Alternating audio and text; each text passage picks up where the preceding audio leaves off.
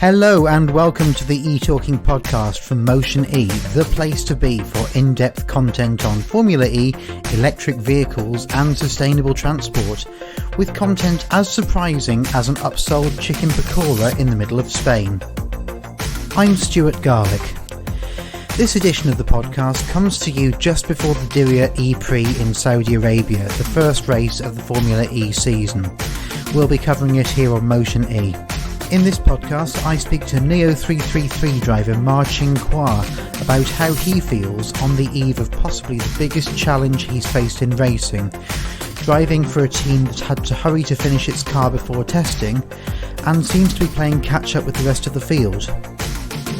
I'll also be catching up with Sarah Jarvis, Formula E correspondent for the Pit Crew Online. We spoke at Valencia testing about our hopes for the season ahead. If you want to read our latest features, go to motione.org. If you'd like to follow us on Twitter, it's motioneorg, all one word. If you like the podcast enough to support what we're doing and get exclusive articles and more every month, take a look at patreon.com/e_motionfe. With no further ado, here's the show.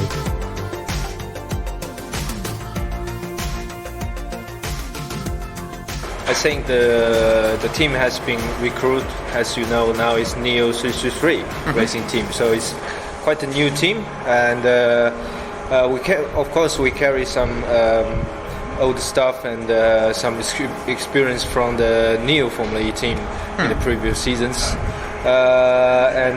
for me, we're getting know each other from the long time, and also for me as a Neo reserve driver in the previous 2 seasons.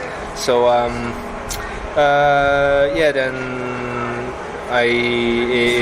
it's really happy to be as a title driver now this season, and to compete in this championship.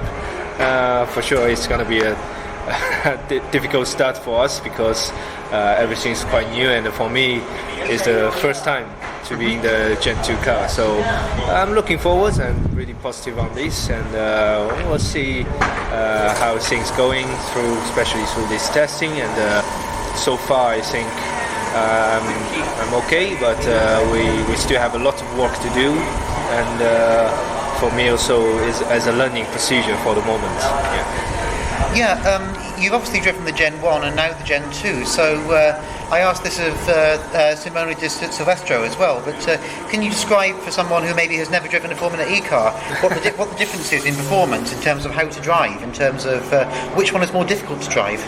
To be honest, I just can say it's very different. I think all the top level competitions, they are all difficult, but in a different way. In Formula E,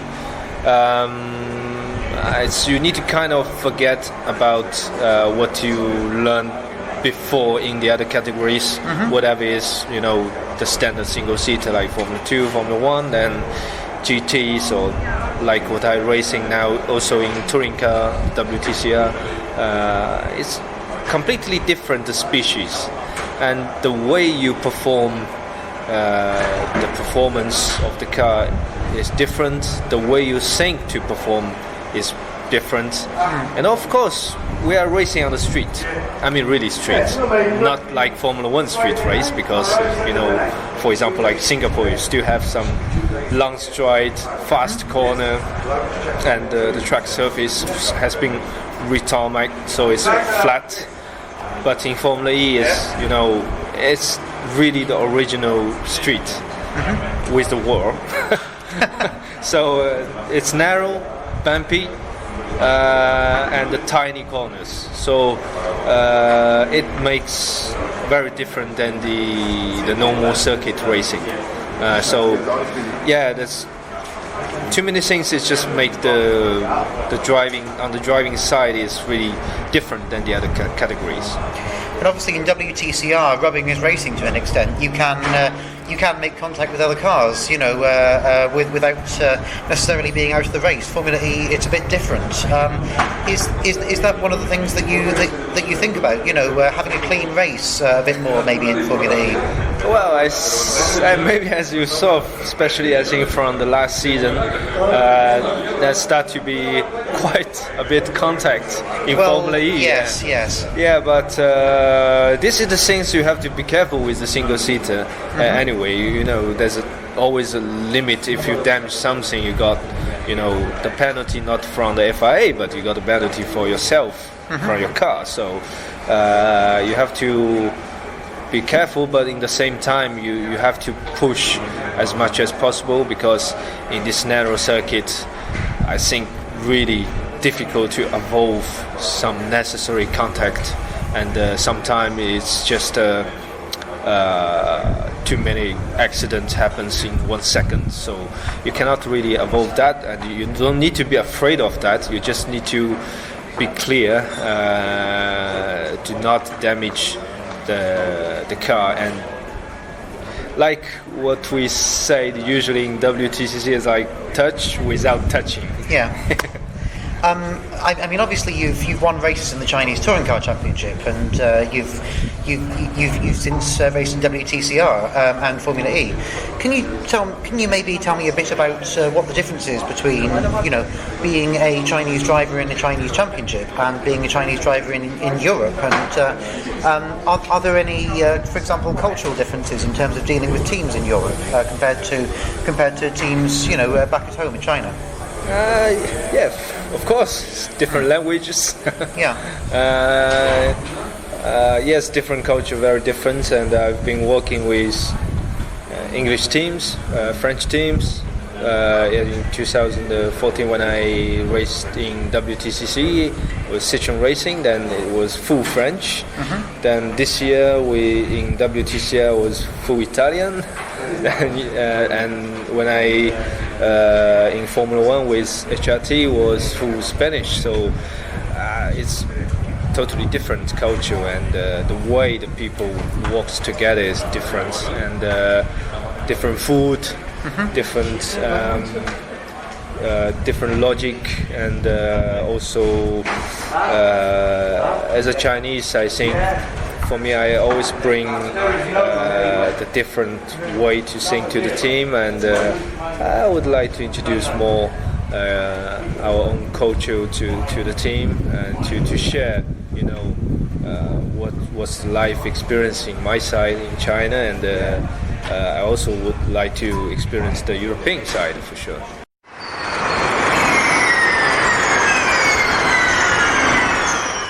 Next up, you can hear my conversation with Sarah Jarvis of the Pit Crew Online. The cars themselves, they haven't changed from last season, but what has changed is the way that the energy levels are managed through the race, because maybe as a reaction to the situations last season where the safety car was rolled out, and then maybe a red flag called, and then it was a sprint race to the finish. They've brought in the added jeopardy of the number of kilowatts available to a driver being reduced with each lap the safety car's out. Do you think that this will prevent there being just straightforward 15-lap sprint races to the end this time around?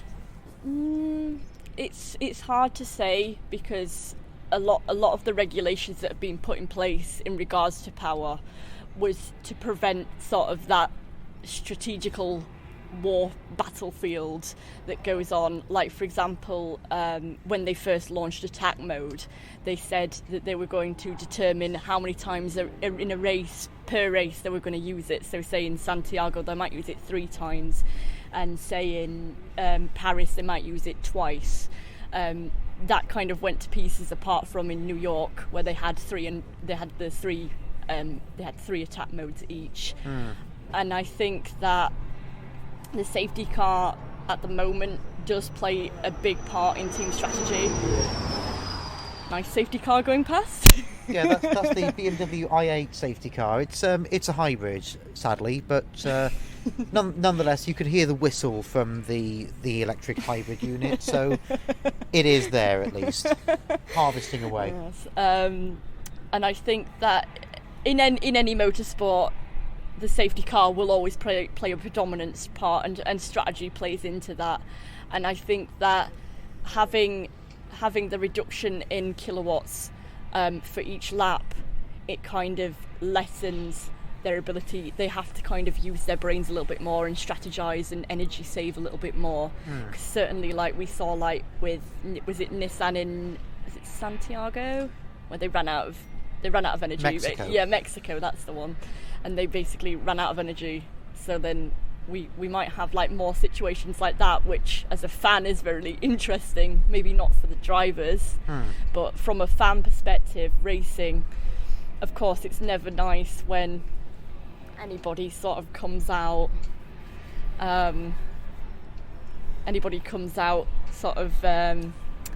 All guns blazing and doesn't go anywhere. It was bucketing it down with rain last year, you said, but did it make it somehow a nicer experience to come out here, do you think, this time, because the sun's been shining?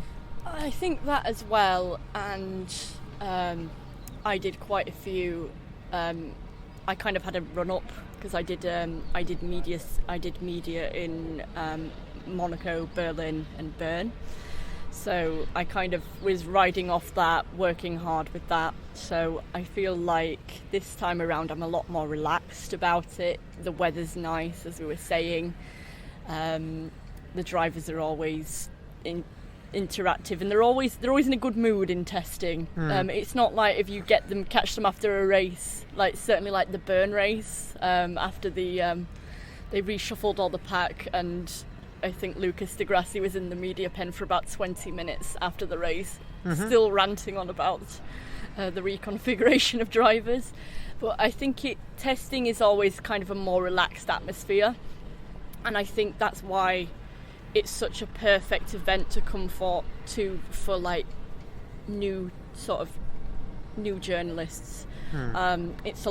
It's not like race day where everything happens in one day and that's the end, and you need to get everything crammed into that day. You probably work about 15 hours like I did in Bern.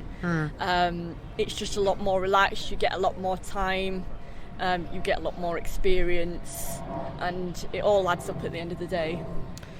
Yeah, and I think for anyone covering sport, you know, it is about energy management on our side as well. It's about, you know, making sure that you view it like a whole week, and sort of don't get too many late nights, and you know, look after yourself a bit. I mean, I can see plenty of people, you know, looking pretty tired and burnt out by the end of this week.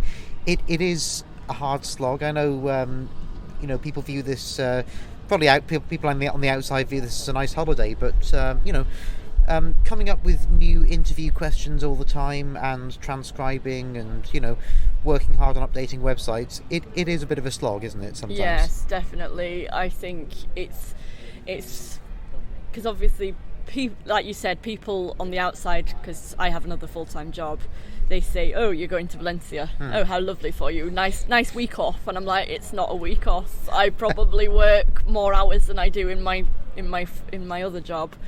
And it's like you say, but at the end of the day, it's something that drives us all forward, and if you're passionate about it, and if you work hard, then it will pay dividends for you. You will feel so accomplished about it. I mean, probably by Friday I'll be dead, but I'll be happy about being dead. For sure. Perhaps you could tell us about the first race that you went to, where it was Monaco, wasn't it? Yes, it was Monaco in season 3. 2017. I believe it was Sebastian Buemi that won the race. 2017 or 2016? 2016. Okay. Yes. Okay. It was my first ever time in Monaco, which was really, really nice. You want to be a rich person when you go to Monaco, if I'm honest. You see all the yachts and beautiful people, and feel like a sort of spider sort of crawling into the darkness. And it was my first. I think my ticket was about €20, which for a race in Monaco, like you probably have to watch from like Nice for Formula One. And I watched it, and it just something there just kind of clicked for me. And I really wanted to go to Paris, which was 2 weeks later, but I didn't. I'm very last minute anyway, but I didn't manage to get that one in, so I went the year after. But it's kind of good to experience it, I think, because all of us journalists are fans of the sport. I think you have to be a fan of this sport. You have to be passionate about this sport to be in it, and to speak to people, and to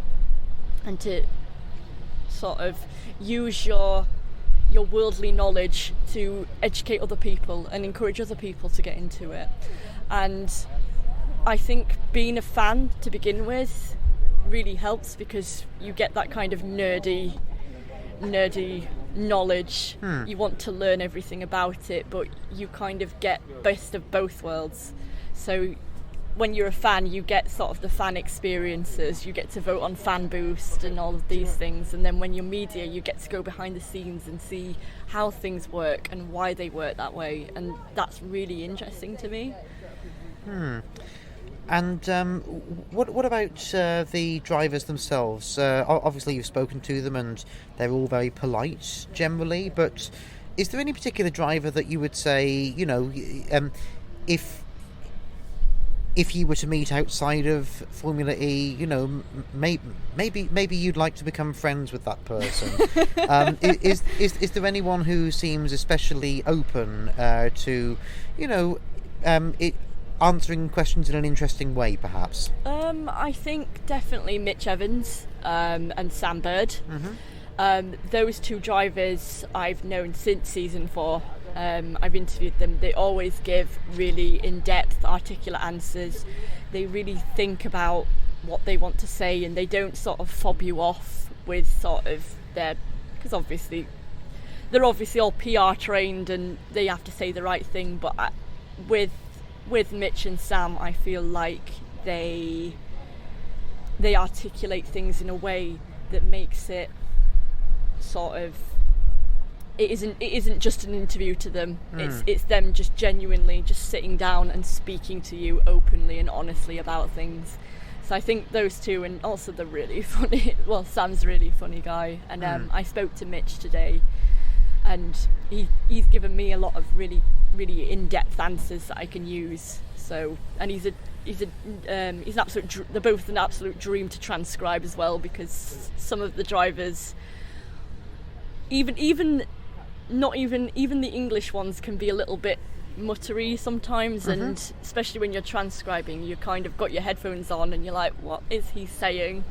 They're very, very easy to understand and very easy to type up and get all the words out. Maybe this is a good point to ask you about your site. Can you tell us what it is and how we can find it? Yeah, so my site is called The Pit Crew Online. I am the Formula E correspondent. I've been doing that for 3 years now. We specialise in all sorts of motorsport, from Formula 1, Formula 2, Formula E obviously. We do MotoGP, we do superbikes, basically anything with 2 wheels or 4 wheels we can do. Our website is www.thepitcrewonline.net, and we do race reports. We're actually doing some features at the minute for special races. So I'm doing one on Beijing, the Beijing E-Prix, which was the first ever Formula E race. So something to look out for. All right.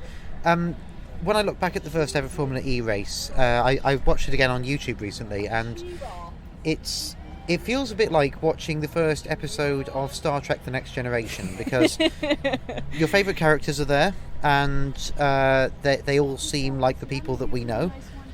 and yet they haven't developed the characters that we know yet. Everyone's being very nice and clean-cut and sensible, and you don't really have Jack freestyling in the commentary box or anything. Things have really moved forward a lot since then, haven't they? In terms of the presentation, in terms of the personalities, everything. I think back then it was still sort of a dream. I mean, there was a stage in season 1 where we weren't sure that the European rounds were even actually going to happen. So to see it being developed into what it is now, where we have drivers from Formula 2, from Formula 1, from big categories, from endurance racing, we have Porsche, we have Mercedes, Audi, all of these massive manufacturers all wanting to join Formula E, and I just think it shows how much it's come on as a sport. And it's like you say, it's strange to watch it back, because obviously we do have some elements of, obviously we had Renault and we had Audi masquerading as apt back then. But it just shows how far the sport's come in such a short space of time as well, which is even more impressive considering it's been 6 years. And it's got to this point now where it's a proper championship, where drivers and manufacturers alike want to come to Formula E. They don't want to go to any other categories anymore. They want to do Formula E because the competition is so strong, and and it's just come on, and the technology continues to improve and advance and develop. And would you say that you take an interest in the technology as well away from the track, as part of your journalism? Have you looked into sustainable or electric tech, or maybe the road cars that you can buy, that kind of thing? I have a little bit, because obviously it's a big part of Formula E, and I would love to have an electric car one day. I'm not sure which one I would have. I did know somebody who had. Well, I saw a hell of a lot of Teslas in Holland, so maybe I'd have a Tesla just to enforce the stereotype of having a Tesla. Yeah, Holland's the wrong place to have a Tesla, isn't it? Because because there are no hills, how can you regen? Yeah, that's true. And when you I don't know if you've been to Paris, but Paris is like an epicenter for electrical sustainability, and like you walked about 15 steps, and every time you walked there was like an electric charging station at like every sort of streets, which was, back then it was a bit strange to me to see it sort of in real life per se, but it just shows how much the world is changing and how people are beginning to embrace electrical energy and sustainable energy, and realizing that we don't have to, it is the way forward, and we don't have to pump our world full of pollutants and all the other garbage. Yeah, a lot of the criticism of Lewis Hamilton's comments came from people who felt that it's impossible to talk about saving the planet while driving a car fast. Obviously, we would both say that that's a flawed judgment that people are making there, but in terms of the climate out there, in terms of the planet out there, are we just moving deck chairs on the Titanic by having a race series that happens to be electric?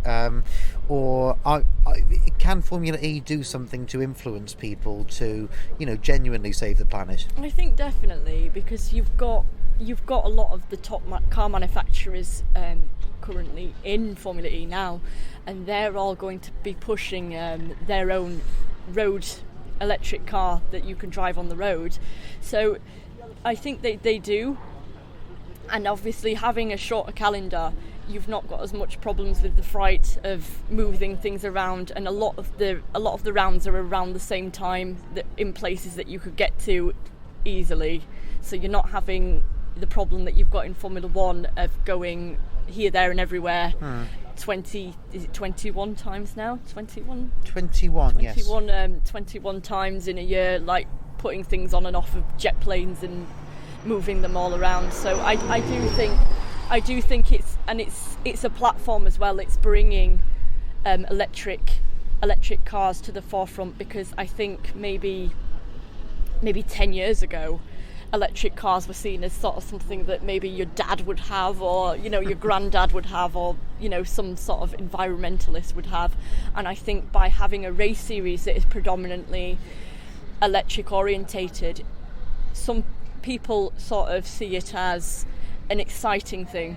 So they see electric cars as exciting. They see racing as exciting, because obviously we've got some of the most close racing within motorsport, I would say. And I think that that's really important, and obviously they're getting the message across all the time, promoting it, but in a way that it doesn't feel like it's shoving it down your throat and making you feel really bad about something. So I think it's the perfect category in a way. Yeah. In terms of obviously I asked Daniel Abt about Lewis's comments, and his response was very much along the lines of right sentiment, perhaps wrong execution in terms of the way he said things. Would you agree with that? I mean, obviously Lewis is not a Formula E driver, but I think his comments speak to the thoughts of a lot of the journalists and a lot of the fans who follow this series. Do you think he was right to say that if you want to save the planet, it's not just good enough to have sustainable cars, you also need to go vegan, and all that entails, for example? I think I kind of agree with what Daniel said. Like, the sentiment was there. He's trying to obviously promote a vegan lifestyle. I kind of admire him for that, because I'm a vegetarian. So I do empathise with his point of view. But I think that it came across, he didn't present it in the way that I think he wanted it to be perceived. I think he wanted to he was using his social media as a platform to sort of gain awareness of the situation, rather than telling people, oh, you need to go vegan, because at the end of the day, we're all human, and I think he's human as well, and sometimes you say things that might be articulated in a completely different way than what you mean them to, and I think that's why he kind of said what he said. So I kind of get where he was coming from, but I think it was executed in a way that he didn't want it to be executed in. There's a real disconnect, isn't there, between drivers and the enormous amount of PR training they receive and how they talk about issues on social media. Now, obviously Lewis is at the tip of the iceberg in terms of talent, and that's why he can get away with saying these things. But if we look at somebody new to Formula E, like Nick de Vries, for example, he seems so massively professional in terms of the PR training, in terms of the way he conducts himself in public. Do you think there's a bit of a sort of a dichotomy between the amount of training these guys receive to say the right things, and then the forums that are open to them to express exactly what's on their mind at that time? I think as well, it depends on your reputation.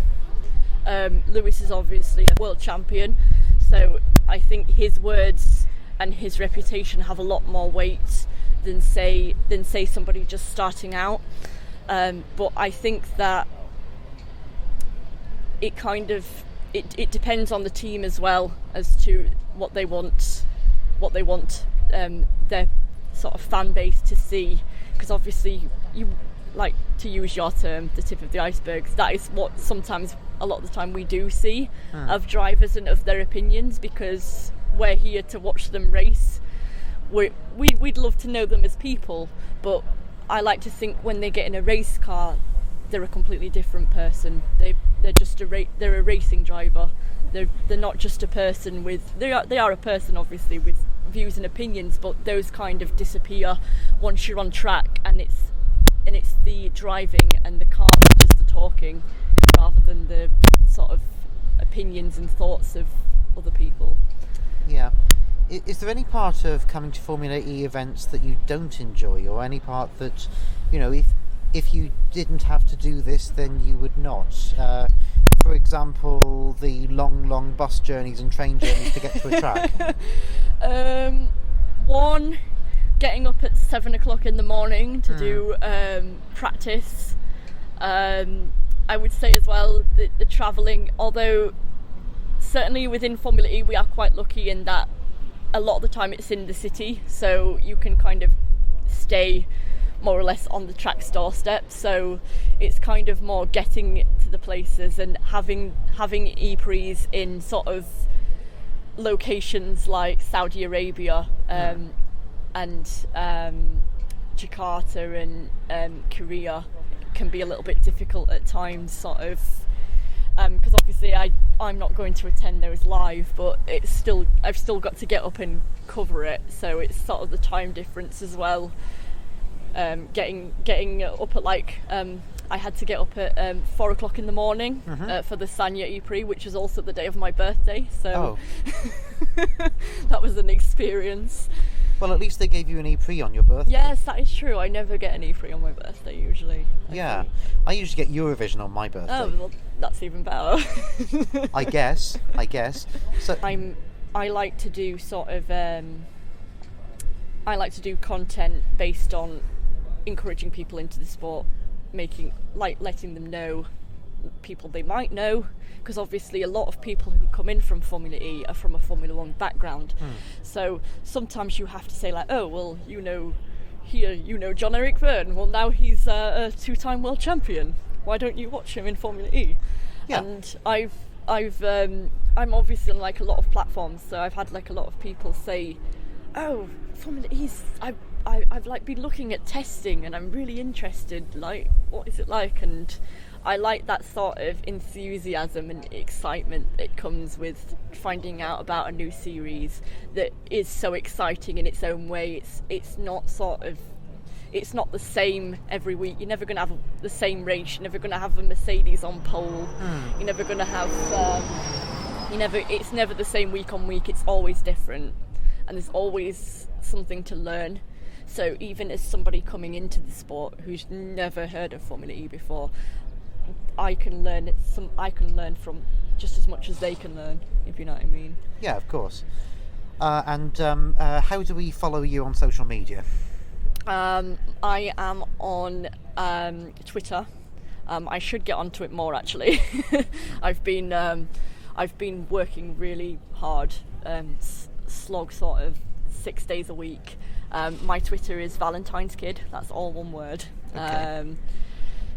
Don't ask me why it's that. It's been like that since I was like 16, and it's like my brand. So I don't want to change it to my name. Some kind of World of Warcraft screen name or something? No, it actually came from a song I wrote when I was like a little emo 15-year-old.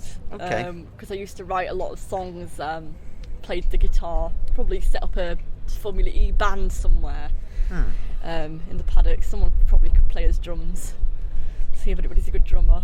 Yeah, absolutely. Do we know any musicians within the teams? I don't know. We should ask. I don't know if anybody. They probably were all too busy karting to be playing musical instruments. I'm sure there's some engineers or mechanics who can play an instrument or two. I'm just trying to think of somebody who would be a really good drummer, but maybe someone who keeps beating his teammate. Well, we shall see, because obviously it's a new season, so yeah. It's a new. I think of it as a new start. Like I think a lot of them don't look at the past season. I mean, because as we've seen in testing so far, Antonio Felix da Costa has been matching John-Eric Verne like time for time. So it's nothing. He's obviously well prepared to step into being in the shoes of a two-time world champion.